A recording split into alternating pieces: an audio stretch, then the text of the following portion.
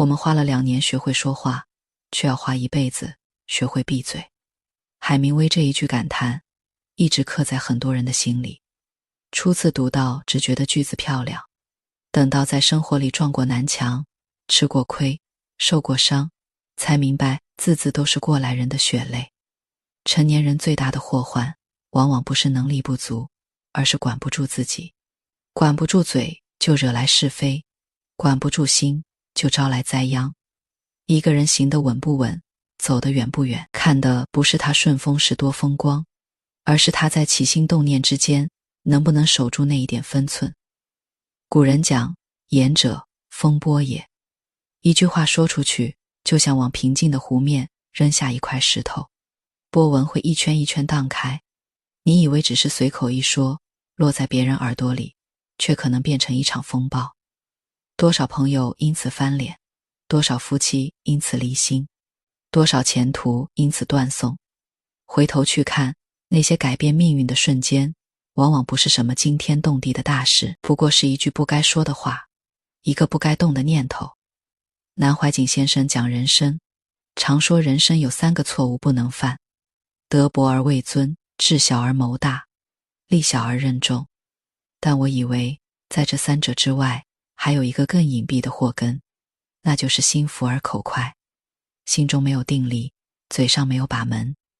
这样的人，纵然有再大的本事，也经不起自己反复折腾。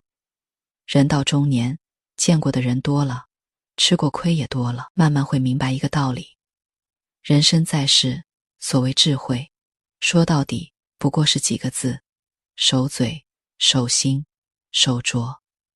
一个人最顶级的自律，莫过于人前守嘴，人后守心。嘴守住了，福气才能聚得拢；心守住了，路才能走得远。这2样东西看似简单，却几乎贯穿了成年人所有的修养与智慧。如果这段话触动了你，记得点击订阅，我们一起在成长路上守住嘴，守住心，走得更稳，也走得更远。先说说人前守嘴。中国有句老话叫口是伤人斧，言是割舌刀。这句话把语言的杀伤力讲到了骨头里。这把斧头，这柄刀，平时藏在你的舌头底下，看不见也摸不着，可一旦出了鞘，伤人的力量却比什么都可怕。菜根谭里也说，口乃心之门，守口不密，泄尽真机。嘴巴是内心的门户，如果这扇门关得不严，你内心的所有秘密，所有修养，都会在不知不觉中漏个精光。真正的聪明人，都懂得在开口之前慢半拍，不是不敢说，而是想清楚再说。不是没有话，而是知道什么话该说，什么话不该说。一个人守嘴的境界，大约可以分为3层：知人不评，知事不宣，知理不辩。这3层一层比一层深，一层比一层难。先说知人不评。中国历史上说到知人不评的典范，曾国藩是绕不开的一个曾氏医生，阅人无数。他给人看相，几乎从不出错。但他最让人佩服的一点，不是看人看得准，而是明明看得很透，偏偏不说破。他在家书中告诫子弟，说扬善于宫廷，归过于私事。夸奖人，要在人多的场合；批评人，要关起门来私下说。成年人之间，谁没有3两件不愿被人知道的尴尬事？你当众揭穿，看似是你眼光犀利，其实是你修养单薄，给别人留面子，给自己留余地。这是一种刻在骨子里的善良。民国时期也有一个相似的典范，胡适待人素来以温和著称。他曾经说，世间最可厌恶的事，莫如一张生气的脸；世间最下流的事，莫如把生气的脸摆给旁人看，不摆脸色，不揭人短。这是胡适一生奉行的准则。哪怕他与人政见不同，辩论起来也从不人身攻击。他赢过许多论战，却很少听到他骂过谁。这不是软弱，而是一种深入骨髓的教养。作家亦书写过一句话，真正有气质的淑女，从不炫耀他所拥有的一切。他不告诉人他读过什么书，去过什么地方，有多少件衣裳，买过什么珠宝，因为他没有自卑感。这句话虽然说的是女性，道理却是通用的。一个人越是内心贫瘠，越需要用嘴上的锋利来证明自己。真正丰盈的人往往沉默寡言，因为不需要。知人不评，说到底是一种慈悲。你看得穿是本事，你看得穿却不说破是修养。这世上没有真正意义上的完人，谁的光鲜下面没有几道暗伤，谁的体面背后没有几分狼狈。你在别人的伤口上撒盐，总有一天，同样的盐也会撒回你自己身上。还有一层意思，叫看人长处。论语里说，君子成人之美，不成人之恶。你盯着别人的缺点看，你的世界就全是缺点；你学着欣赏别人的长处，你的世界就会越来越明亮。知人不评，不是让你假装什么都不知道，而是让你明明看透了，却依然愿意给对方留一盏灯。这盏灯照亮的其实是两个人共同的路。然后是知识不宣。什么叫知识不宣？就是你知道别人的难处，知道别人的秘密，知道别人不愿提起的往事，你咬牙替人守住了，不说出去。这是一种更高阶的善良。礼记里有句话说，君子隐恶而扬善，不是让你包庇罪恶，而是说，对于那些无关大是大非的难堪，你没有必要到处张扬，给人留一扇窗，就是给自己留一条路。关于知识不宣，有一段旧事特别感人。宋朝的宰相吕蒙正出身贫寒，年轻时曾被人看不起。他做了宰相之后，有2个官员在他背后议论，说这小子也能当宰相。这话刚好被他的随从听到，随从气不过，想追查那2人的性命。吕蒙正却拦住他说，如果知道了他们的名字，我就一辈子忘不掉，不如不知道。这句话说出来，在场的人都愣住了。后来这件事传开，满朝文武无不佩服他的胸襟。吕蒙正的故事，前一半说的是不变，后一半说的是不宣。他明明有权利去查，有能力去报复，却偏偏选择不知道。这不是装糊涂，而是一种大智慧。有些事你知道了，就要去处理。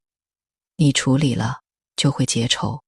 你结仇了，就会卷入无休止的恩怨。倒不如一开始就不知道，干干净净，轻轻松松。菜根谭里还有一句话，我每次读到都觉得心头一暖。不责人小过，不发人阴私，不念人旧恶，三者可以养德，亦可以远害。不责备人家的小过失，不揭发人家的隐私，不记恨人家过去的错处。这3样既可以修养自己的德行，也可以远离祸害。知识不宣不是懦弱，而是一种大局观。你看透了，说出来容易，不说出来难。可恰恰是这份难，把人与人之间的层次分了出来。真正有智慧的人，懂得把别人的隐私烂在肚子里，守口如瓶。这不是虚伪，而是替别人守住那一点最后的体面。很多人以为抓住别人的把柄，就等于拿捏住了别人。其实恰恰相反，你手里握着别人的秘密，别人嘴上不说，心里却像埋了一根刺。早晚有一天，那根刺会以你意想不到的方式扎回来。而你把别人的秘密当秘密，别人嘴上不说，心里却记着你的好。这种情分，比什么利益都牢靠。我有一个朋友，曾经跟我讲过他的一件往事。他刚工作时，有个同事家里出了一些变故，日子过得艰难。那个同事自尊心强，从来不肯在人前提起。有一天，他无意中撞见同事躲在楼梯间里哭，他没有上前安慰，也没有告诉任何人，他只是悄悄退了出去，当作什么都没看见。多年之后，那个同事已经成了他最好的朋友。那位同事告诉他，那天他其实知道有人来过，却始终感激那个人没有拆穿他的狼狈。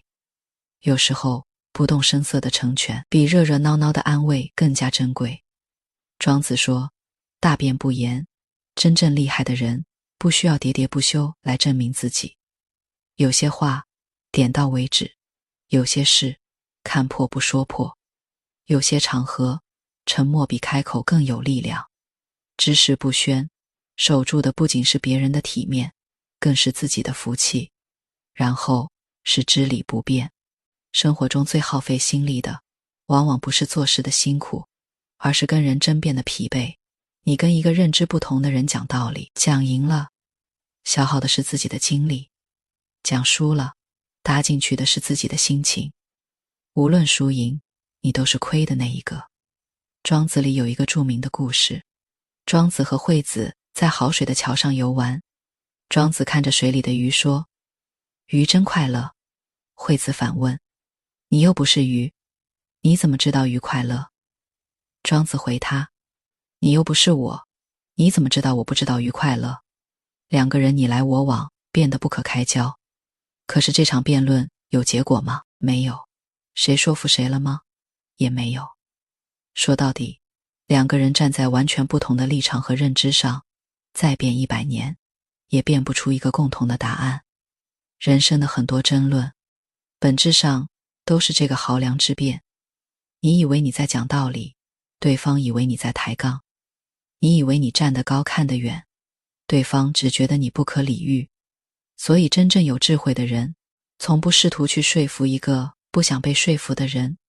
老子在《道德经》里说，夫唯不争，故天下莫能与之争。一旦你放下了争辩的执念，反而没人能跟你争了，因为你已经退出了战场。别人再怎么咄咄逼人，都只是对着空气挥拳头，这叫不战而胜，也是最高级的精神胜利。历史上有一个著名的故事，叫韩信胯下之辱。韩信年轻时被一个屠夫拦住去路，那个屠夫当众羞辱他，说你虽然长得高大，喜欢佩剑，其实是个胆小鬼。你要是真的不怕死，就拔剑杀了我；要是怕死，就从我裤裆底下钻过去。满大街的人都围过来看热闹，换成别人，可能早就拔剑砍过去了。可韩信呢？他盯着那个屠夫看了半天，然后真的弯下腰，从他胯下钻了过去。周围爆发出哄堂大笑，所有人都觉得他是个懦夫。后来的事情大家都知道了，韩信辅佐刘邦平定天下，成为汉朝的开国功臣。他被封为楚王之后，回到故乡，把当年那个屠夫找来。所有人都在猜，他是不是要报仇雪恨。结果韩信只是封了那个屠夫一个官，然后对身边的人说，当年他羞辱我的时候，我不是不敢杀他，只是杀了他，我就犯法了，我就没有今天了。我心里一直在忍，才有了今天的成就。这个故事把知理不辩讲得太透彻了。韩信不是不知道那个屠夫蛮横无理，他太知道了，可是他想得更远。他不愿为了一时之气搭上自己的前程，他不跟低微的人纠缠，是因为他知道自己的时间，自己的生命有更重要的去处。一时的低头，是为了将来能抬头。苏东坡一生多遭贬谪，却难得的把不变二字练到了炉火纯青的地步。他被贬到海南，那地方在宋朝属于蛮荒之地，他却照样写诗喝酒，自得其乐。有人笑话他，说他被贬得越来越远，早晚要死在外头。他也不生气，反而写下九死难欢无不恨，自由其绝冠平生这样的诗句。你笑你的，我活我的，你恶语相向，我以诗回应。这种境界就是知理不辩。知理不辩不是理亏，而是不屑；不是词穷，而是心宽。你站的高度不同，看到的风景就不一样。狼不会因为狗叫就回过头去咬它一口，你也不会因为一个无关紧要的人的一句话，就把自己拖入一场无休无止的口水战。成年人最顶级的口德，就是学会在该闭嘴的时候闭嘴，该说的说，不该说的咽下去。开口是本能，闭嘴是本事，人前能把嘴管住，人后的功课才算刚刚开始。守嘴的功课做完了，接下来要面对的是更难的那一关，人后守心。大学里有一句话叫君子必慎其独也。什么是慎独？就是你一个人的时候，没有人看见你，没有人监督你，你依然能够像在人前一样守着规矩，守着底线，守着内心的那杆秤。古人把慎独当作修身的第一课，不是没有道理的。人前守嘴，顶多算得上学乖，人后守心，才真正见人品。人在人前，多少还要顾及一点脸面。一个人独处的时候，才是最真实的自己。那个时候，你是放纵，是克制，是起贪念，是动歪心，全凭你内心的一念之差。人后守心，也有3个不字：不动贪心，不动机心，不动妒心。先说不动贪心。老子说，五色令人目盲，五音令人耳聋，五味令人口爽，驰骋陈列令人心发狂。缤纷的色彩让人眼花缭乱，嘈杂的音乐让人耳朵失聪，丰盛的食物让人味觉失灵，纵情打猎让人心里发狂。老祖宗早在2000多年前就提醒过我们，欲望这个东西一旦放开，就会像洪水一样把你整个人的理智冲得一干二净。古时候有个著名的故事叫杨震拒金。东汉时期有一个叫杨震的人，做官做到荆州刺史。有一次他路过昌邑县，县令王密是他从前举荐过的。夜里，王密怀揣10斤黄金来拜访他，说现在夜深了，没有人会知道，您就收下吧。杨震却正色回答，天知，神知，我知，子知，何谓无知？天知道，神知道，我知道，你知道，怎么能说没有人知道呢？王密听了，羞愧难当，转身走了。这个故事里最动人的，便是那一句四知。深夜无人，四下寂静，表面上只有2个人，可杨震知道，头顶有青天，心中有神明。他不需要别人监督，因为他的内心自有一杆秤，这杆秤就是慎独的力量。人性的贪婪往往就藏在没有人看见的缝隙里。夜深人静的时候，手机里弹出一条诱惑的消息，四下无人的时候，一个侥幸的念头悄悄冒了头。你觉得没人看见，就能瞒天过海。可是总有一天你会发现，这世上最骗不过去的，就是自己的内心。清朝的和珅大概是贪心的最大反面教材。他原本聪明能干，深得乾隆宠幸，一度权倾朝野。可是他的贪欲像一个无底洞，什么都想抓在手里。银子、田地、珍宝、权力，一样都不放过。他一辈子搜刮了多少钱，最后算下来，家产竟然抵得上朝廷10几年的财政收入。可结果呢？乾隆一死，嘉庆立刻抄家，和珅被赐死。临死之前，他写下绝命诗：50年来梦幻真，今朝撒手谢红尘。这一生什么也没有带走，他贪了半辈子，最后不过是为他人做了嫁衣。红楼梦里有一句诗：身后有余忘缩手，眼前无路想回头。贪心就像一条越走越窄的路，你总觉得前面还有余地，还能再进一步，等到真正无路可走的时候，想回头已经晚了。人这一生难得的是知足，更难的是知止。知足的人不贪，知止的人不悔。再说不动机心。什么是机心？庄子里有一个词叫机械，指的是那些为达目的不择手段的心计。庄子讲过一个故事，有个老人在浇菜园子，他抱着一个大瓮，一趟一趟地运水浇田，累得满头大汗。弟子问他，为什么不做一个机械装置，省时又省力呢？老人听了，神色严肃地说，有机械者必有机事，有机事者必有机心。机心存于胸中，则纯白不备。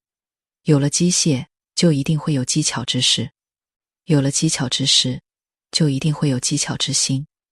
机巧之心一旦存在心里，人原本纯净清澈的本性就会被污染。一个算计别人的人，最先算计掉的往往是自己。《红楼梦》里的王熙凤大概是中国文学史上最典型的反面教材。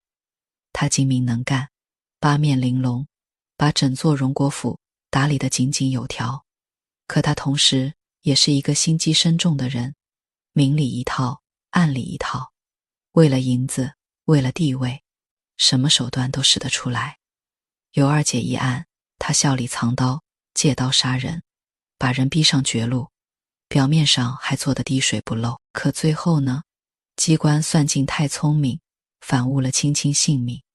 他为了一己私利算计了那么多人，到头来自己落得个墙倒众人推，凄惨下场的结局。曹雪芹用一支笔把一个心机深重的女人写得让人又恨又叹，恨的是她的狠辣，叹的是她的悲哀。一个满脑子都是算计的人，表面上赢了所有的棋局，实际上却输掉了最宝贵的东西，那就是内心的安宁。三国时期的杨修也是被机心所累的典型。他是曹操身边的大才子，聪明绝顶，偏偏喜欢卖弄聪明。曹操在门上写了一个活字，杨修马上让人把门拆了，说门里添个活字就是阔字，丞相嫌门太阔了。曹操收到一盒酥，在上面写了一盒酥3个字，杨修立刻分给众人吃了，说丞相写了一人一口酥，是让我们分了吃。这些事看起来聪明，其实每一件都在触碰曹操的逆鳞。杨修自以为看透了曹操的心思，却不知道曹操最忌讳的恰恰是有人看透他的心思。最后曹操以鸡肋军令为借口，借机杀了他。杨修死在自己的聪明上，他确实是少有的聪明人，可他的聪明从不花在正道上，全用来猜度上意，玩弄心机。他以为自己在操控局势，实际上他早已掉进了权力的绞肉机。古人说大智若愚，真正的智慧看起来反而有些笨拙，因为聪明是用来成事的，不是用来显摆的。做人最怕的不是没有心眼，而是心眼里全是坏水。你可以聪明，但不要精明过度；你可以谋事，但不要谋人。古人说君子爱财，取之有道，其实不只是财，一切事情都是如此。靠算计得来的东西，终究会以更大的代价还回去。菜根谭里有一句话，为善不见其益，如草里冬瓜，自应暗藏；为恶不见其损，如庭前春雪，势必前消。你做的好事一时看不到回报，就像藏在草里的冬瓜，其实每天都在长大。你做的坏事一时看不到报应，就像院前春天的雪，不知不觉就化了。天道的规律从来不急，但它从不缺席。最后说不动妒心，嫉妒大概是人类所有情绪里最隐蔽也最伤人的一种。它不像愤怒那样爆发，不像悲伤那样外露，它像一条毒蛇，悄悄地盘在你的心里，悠悠地吐着信子，一边啃噬你，一边让你把目光全都投向别人。当初的孙膑和庞涓本是一对师兄弟，一同在鬼谷子门下学兵法。庞涓先出山，去了魏国做了大将，孙膑后出山，投奔庞涓。庞涓一开始很高兴，可很快就开始嫉妒了。他深知孙膑的才能远在自己之上，于是设下毒计，陷害孙膑，砍断他的双腿，还在他脸上刺字。他想让孙膑彻底变成一个废人，永远做不了将军。可他没有想到，孙膑不但活了下来，还逃到了齐国，成了齐国的大军师。后来马陵之战，孙膑用计把庞涓引入绝境，庞涓兵败自杀，临死前说遂成庶子之名，意思是这一战反倒成全了孙膑的名声。一个嫉妒的念头断送了2代同门的情分，也断送了一条人命。庞涓的才干本来足以名扬天下，可惜他偏偏把力气用在了嫉妒上。三国时期的周瑜，天纵奇才，赤壁之战一把火烧的曹操片甲不留，何等风光，可是他偏偏遇上了诸葛亮，处处比他棋高一着。周瑜越想越不服气，越想越窝火，最后竟被活活气死。临死之前还留下一句寄生于何生亮的千古遗恨，后人读到这段无不替他叹息，他明明已经很出色了，明明已经站在绝大多数人够不到的高度，可他偏偏盯住了那一个比他强的人，把自己活活憋死了。嫉妒的可怕在于它让你目光涣散，看不见自己手中的珍宝，偏偏盯住别人碗里的剩饭。你越嫉妒越痛苦，你越比较越失衡。你把宝贵的生命浪费在别人的赛道上，却忘了你脚下的那一条路才是真正属于自己的。史记里有一句名言，桃李不言，下自成蹊。桃树李树不会说话，可是因为花朵好看，果实好吃，树下自然会被踩出一条小路来。一个人真正的好，不需要费尽心思去争、去抢、去嫉妒重伤别人，你的品行、你的能力自然会替你说话。与其花时间嫉妒别人的好，不如沉下心来，把属于自己的那1亩3分地种好。你羡慕别人花开得早，怎知你的花不会开得更久。清代诗人袁枚写过一首诗，白日不到处，青春恰自来。苔花如米小，也学牡丹开。苔藓花那么小，小得像米粒一样，可是它依然在角落里安静地绽放。没有人喝彩，它照样开花；没有人看见，它照样美丽。这种不卑不亢的生命态度，恰恰就是对嫉妒最好的解药。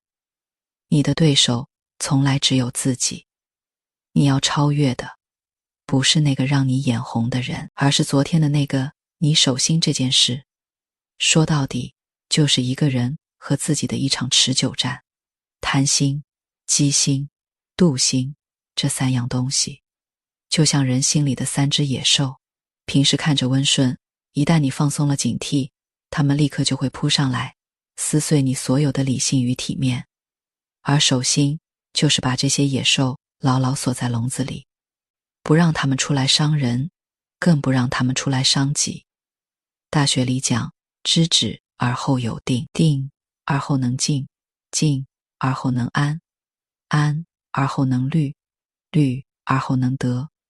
知道什么该做，什么不该做，然后内心才有定力，有了定力才能安静，安静下来才能心安，心安了才能思虑周全，思虑周全了才能有所收获。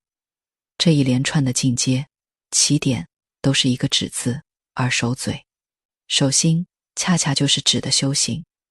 人到了一定的年纪就会明白，真正的自由不是想说什么就说什么，想做什么就做什么，而是你明明可以说、可以做，却因为懂得分寸，主动选择不说、不做。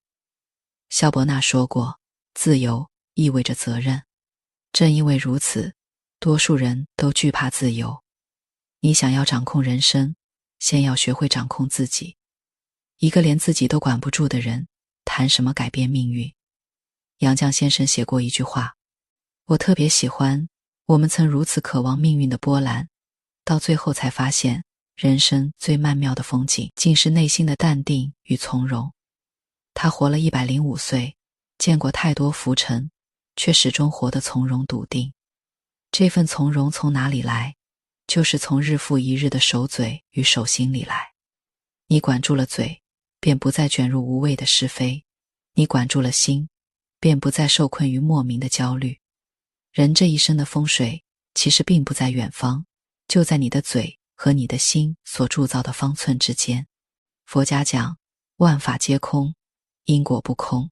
你种下一个善因，未必马上能看到果，但时间不会辜负任何一个善良自律的人。你守住的每一次口，克制的每一个念，都会慢慢累积成你身上的气场。那个气场会替你吸引对的人，会替你推开错的事，会让你在漫长的人生里越走越宽，越走越稳。想想看，一个懂得在言语上留有余地的人，他的社交一定是顺遂的，人人都愿意跟他亲近，因为跟他在一起有安全感，不怕被调侃，不怕被出卖。一个懂得在独处时守住底线的人，他的内心一定是安宁的，哪怕天塌下来，他也能安安静静吃一顿饭，踏踏实实睡一个觉。这样的日子也许不轰轰烈烈，却是真正让人羡慕的舒心。古人说，静坐常思己过，闲谈莫论人非。这不是一句挂在墙上的格言，而是一种值得穷尽一生去修炼的生活态度。每次开口之前，多问自己一句，这句话非说不可吗？每次萌生邪念的时候，多问自己一句，这件事真的值得吗？你多一分克制，生活就多一分从容；你多一分自律，命运就多一分厚待。回到开篇的那个问题，人这一生，到底什么才是最重要的？不是房子有多大，不是车子有多好，不是职位有多高，也不是银行里存了多少钱。这些东西生不带来，死不带去，而且越是追逐，越容易让人迷失。真正重要的是你始终保有一颗干净的内心，一张有分寸的嘴，是你无论身处何境都能守得住自己，不因得意而忘形，不因失意而失态。南怀瑾先生有一句话讲得透彻，人生的最高境界是忙中静，闹中定。外面的世界再喧嚣，你内心的那一方天地依然可以风平浪静。这份宁静不是与生俱来的礼物，而是你一步一步从守嘴守心的日常修行里亲手挣来的勋章。从今天起，试着做一个守嘴守心的人，不随意评判，不四处宣扬，不与人争辩，不贪恋身外之物，不盘算害人之心，不嫉妒他人之光。遇到看不惯的事，先管住嘴边的那句话。夜深人静的时候，也别忘了给内心留一盏灯。你守住的每一分寸，都是在为自己积攒未来的福气。苔花如米小，也学牡丹开。我们大多数都是普通人，没有惊天动地的本事，也谈不上扭转乾坤的功业。可即便平凡如你我，也能在日复一日的自我克制中，活出属于自己的光芒。那束光或许微弱，但它足够温暖，足够坚定，足以照亮你脚下的路。最后，我想起《小窗幽记》里的一句话，宠辱不惊，闲看庭前花开花落，去留无意，漫随天外云卷云舒。这样的境界听起来很远，其实很近，它不在别处，就在你每一次忍住不说的话里，就在你每一次克制不做的念里，就在你决定对自己温柔一些，对世界宽容一些的那个瞬间。愿你守得住嘴，守得住心，也守得住自己的一生。愿你在喧嚣的人间修得一份沉静的底气，把日子过成自己想要的模样。如果你也认同，别忘了把这篇文章分享给那个同样在努力守住自己的朋友。也欢迎点击订阅关注我，我会持续为你带来更多关于成长、关于修心的深度思考。我们一起在通往更好自己的路上，慢慢走，稳稳走，走到灯火通明的那一天。